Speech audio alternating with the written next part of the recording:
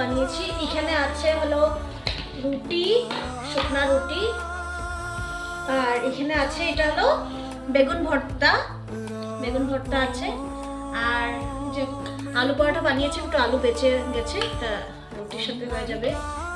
আর এটা হলো সকালে বানিয়েছিলাম বাঁধাকপি। আর এটা হচ্ছে এখানে হলো বাটার। তো আলু পরোটার সাথে একটা আলু পরোটা নিয়ে নিয়ে বাটার দিয়ে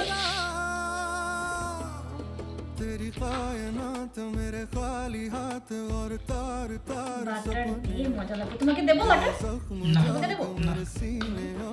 ঠিক আছে, চলো এখন শুরু করি।